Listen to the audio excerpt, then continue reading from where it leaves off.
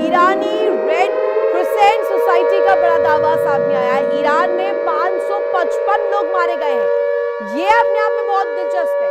और America Israeli हमलों में 555 लोग मारे गए हैं। सबसे खतरनाक हमला एक स्कूल पर हुआ और स्कूल पर हुए हमले में 150 से ज्यादा लोग मारे गए। ईरान में सबसे बड़ा मानवीय संगठन रेड क्रिसेंट है जो कि ये दावा कर रहा है और सीधे तौर पर कहा जाए कि ये जो ह्यूमन राइट्स को लेकर के तस्वीर बनाता है और ये बड़े दावे, बड़ी पिक्चर जो दिखाता है जिसमें नंबर्स आप देखिए 555 लोग मारे गए। अमेरिका इजरायली हमलों में ये जो संख्या सामने आई है मारे जाने वाले लोगों को लेकर और खास तौर पर ये स्कूल जिसका जिक्र हो रहा है, स्कूल पर हुए हमले में 150 से ज्यादा लोग मारे गए हैं। कर लेते इसी पर चर्चा। हमारे साथ लगातार खास मेहमान बने भी हुए हैं। भूषण सर, इसी पर जरा रिएक्ट कीजिएगा। अमेरिका इजरायली हमलों में 555 लोग मारे गए हैं। अब रेड क्रिसेंट जो कि वहां का संगठन है वो कह रहा है कि इसमें बच्चे भी थे। 150 से ज्यादा तो स्कूल पर ही जो हमला हुआ स्कूल में बच्चे थे उसमें मारे गए हैं। अब ये मानवीय तस्वीर नहीं दिखाता। अब डोनाल्ड ट्रंप सुपर पावर की पिक्चर नहीं दिखाएंगे, ना ह्यूमैनिटेरियन ग्राउंड पर इसको देखा जाएगा। वही ऋतु जी, वही मैं कह रहा हूँ, धूर्त राष्ट्र कौन है? हाँ। और आप वो अमेरिका है, आपने 800 मिलिट्री बेस बनाए हुए हैं दुनिया में और हर जगह लड़ाई कराने के पीछे आप हैं, हर जगह रजीम चेंज के पीछे आप हैं। सद्दाम हुसैन को हटाया इराक से, नेवी में, हम नेवी में थे तो ऑफिसर्स आते थे ट्रेनिंग के लिए, तो वो तबाह कर दिया इराक को। लीबिया को, गद्दाफी को मारने के चक्कर में कि आप तो जबरन अपने आप दमन कर रहे हैं अपने आवाम का, वो देश खत्म हो गया है। आपका क्या इन बातों में? आपने 250 साल पहले लाखों करोड़ों रेड इंडियंस ऑस्ट्रेलिया में, ये एंग्लो सेक्सन जो वर्ल्ड है, जो माइंडसेट है ये कॉलोनियलिज्म का, ऑस्ट्रेलिया में आपने लोग नेटो मार दिए, अपना राज गोरों को बिठा दिया। ये भूत कौन सा सवार हुआ डोनाल्ड ट्रंप पर? अब आप अगर कर्ब करना चाहते थे, न्यूक्लियर वेपन्स को खत्म करना चाहते थे, उसके प्रोग्राम को रोकना चाहते थे, you were super power, you could have done it other ways. मैं पूछता हूं, पाकिस्तान रोग स्टेट है, उसके पास न्यूक्लियर है, मिसयूज किया है। नॉर्थ कोरिया के पास है, किया है। अरे तुम्हारे पास भी है भाई, शुरू तुमने ही किया था। तुम्हारा जिसके खुद के घर शीशे के होते हैं, दूसरे घरों में पत्थर नहीं फेंकते। आप क्यों दादा बने हो दुनिया के? क्यों भाई? आप डिसाइड करेंगे रेजिम चेंज, आप डिसाइड करेंगे न्यूक्लियर रखेगा नहीं रखे, शुरू करने वाले तुम हो। सॉल्ट टॉक्स रीगन के time, strategic arms limitation talks, उससे भी विड्रॉ कर गए आप। दुनिया को खराब करने में आपने क्योटो प्रोटोकॉल नहीं माना। अब ट्रम्प एक रिएक्शन देव सर से इसी पर चाहूंगी। देव सर, आपका तजुर्बा क्या कहता है? ये जो हम तस्वीर अभी देख रहे हैं, ये ऐसा तो नहीं है कि सिर्फ लीप अप होती कर रहा है डोनाल्ड ट्रंप। अब तो हो गया जो होना था और एंटी अमेरिका सेंटिमेंट्स बन रहे थे। अब ये सोचा गया कि अब तो गलत हो गया भाई और दुनिया में अलग थलग और एक अलग ना बन जाए। इजराइल अमेरिका जिसने ये हमले करवाए ईरान पर, ठीक है, आपने यहाँ पर ग्राउंड्स दिया न्यूक्लियर वेपन्स को लेकर, उस प्रोग्राम को लेकर, ऑयल रिफाइनरीज को लेकर, ईरान की खामने की पर्सपेक्टिव को लेकर जिसमें अमेरिका को रोकने का कोशिश किया गया हो, वो तमाम चीजें एक तरफ हटाइए, लेकिन सुपर पावर की हैसियत तो थी ना। सुपर पावर तो रोक सकता था। तमाम चार्टर्स है, यूएन के इसमें कानून है, उनका हवाला लेते और ईरान पर कोशिश करते रोकने की। लेकिन अब तो जो हो गया वो कहते हैं ना, हाथों से रेत अब फिसल चुकी है। मुझे लग रहा है कि हम सब लोग ज्यादातर अमेरिका को पढ़ाना चाहते हैं कि उसको क्या करना चाहिए, पर मेरा मानना है ये सवाल बहस करते रहो, क्या फर्क पड़ता है। अमेरिका ने साफ कह दिया कि there are no rules of engagement, मैं वही करूंगा जो मुझे करना है, उसकी ताकत है। तो वेयर इज ए क्वेश्चन? आज के दिन ईरान की पिटाई कर करके ये हालत कर दी, उसका नेवल हेडक्वार्टर बर्बाद कर दिया गया, नो शिप बर्बाद कर दिए गए, बगीरी एयरक्राफ्ट कैरियर को डुबो दिया गया। ये बातें करने से नहीं होता है। सच्चाई ये है कि आज रशिया और चीन भी पीछे हट गए।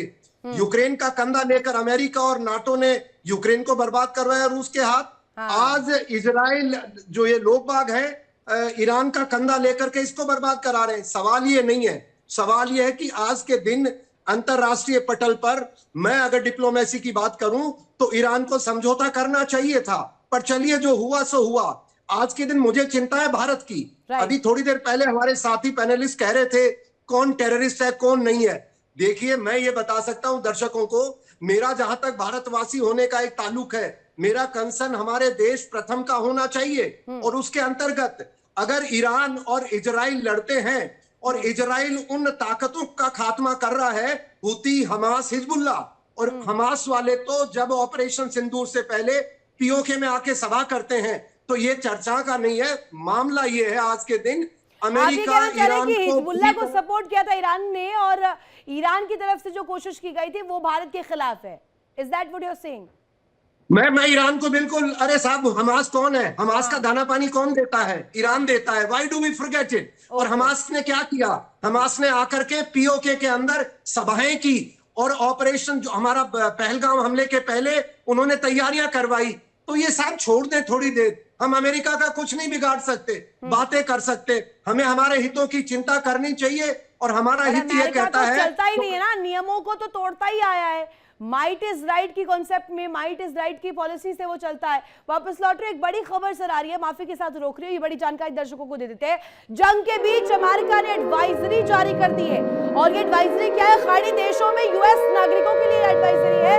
अमेरिकी नागरिक जो है मिडिल ईस्ट छोड़ दे, यहां पर खतरा हो सकता है, सीधे सीधे आगाह कर दिया है। यूएस नागरिकों को इजराइल छोड़ने का आदेश सीधे स्पष्ट तौर पर अमेरिकी राष्ट्रपति डोनाल्ड ट्रंप दे रहे हैं। इजराइल और अमेरिका द्वारा ईरान पर किए जा रहे भीषण हमलों के बीच पश्चिम एशिया में हालात लगातार बेकाबू होते हुए नजर आ रहे हैं, और इसी पर्सपेक्टिव पर, इसी चीज को लेकर अब डोनाल्ड ट्रंप जो है अमेरिकी सिटीजन से आग्रह कर रहे हैं, उन्हें एडवाइस कर रहे हैं कि जल्द से जल्द मिडिल ईस्ट के वो तमाम देशों को छोड़ दे और कहीं और शरण ले ले, अमेरिका वापस लौटा। और इस बीच अमेरिका ने एडवाइजरी जारी करते हुए अपने नागरिकों के लिए मिडिल ईस्ट के 14 देशों को तुरंत छोड़ने की सलाह दी है।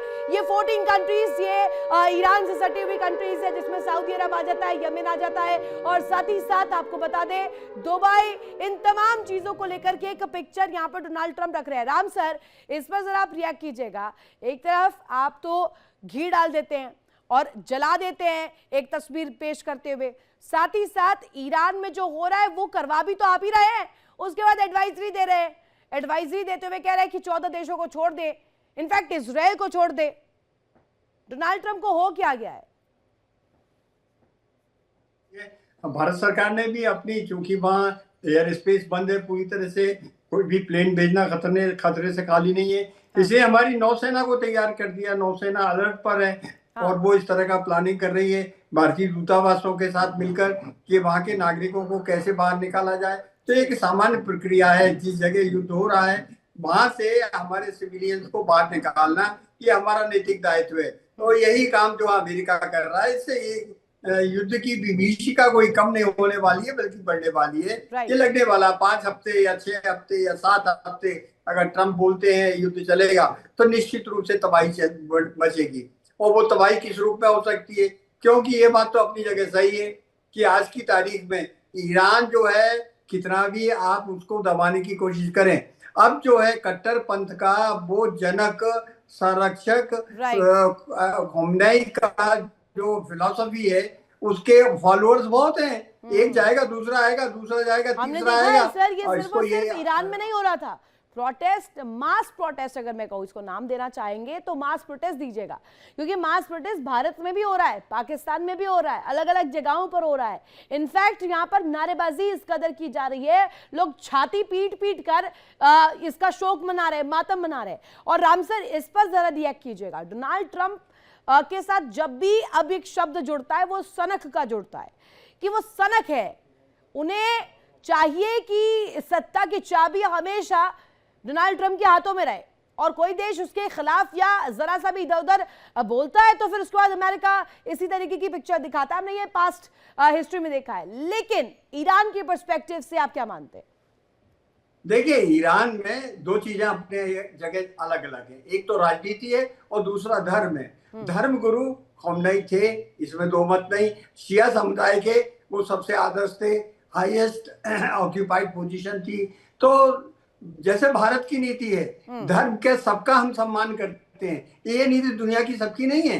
डोनाल्ड ट्रंप जो है इस तरफ तो ईरान पर हमला कर रहे हैं, इराक को बर्बाद कर दिया, लीबिया को बर्बाद कर दिया। दूसरी तरफ नाइजीरिया पर कह रहे हैं कि यहाँ क्रिश्चियन सुरक्षित नहीं है, और उनकी नजर ये क्रिश्चियन का आवरण लेकर नाइजीरिया के तेल और सोने की खदानों पर है। तो ये एक नए किस्म पर का ऐसा तो आधुनिक नहीं युग है में राम सर एक बात ऐसा तो नहीं है कि ये ईरान को खत्म करने की होड़ में अमेरिका ने खुद को अलग थलग कर लिया है। देखिए, अमेरिका जो है अलग रहकर भी वहां का आर्थिक शोषण करेगा, क्योंकि वहां मौजूद कौन है? यूके का भी वहां पर फौज खड़ी हुई है, फ्रांस की भी खड़ी हुई है। हालांकि उनका ये कहना है कि हम पर अगर किसी ने अटैक किया तो हम एक्टिव हो जाएंगे। अभी तक तो उन पर अटैक हुआ नहीं है, लेकिन खतरनाक जगह पर खड़े हैं, एक आध मिसाइल आकर लग गई तो निश्चित रूप से आप भी मैदान में कूद जाएंगे। वो सब क्यों कूदेंगे, इतनी आहुति क्यों देंगे? क्योंकि उन्हें मालूम है कि ईरान के पास जो विपुल भंडार है तेल का। एक मिनट भूषण सर एक रिएक्शन, एक छोटा सा। मैं ये चाह रही हूं कि आप बताइए कि खुर्रम शहर का जब टेस्ट किया गया, हम देख रहे थे वो भी इजराइल की तरफ ईरान ने टारगेट करते हुए किया था।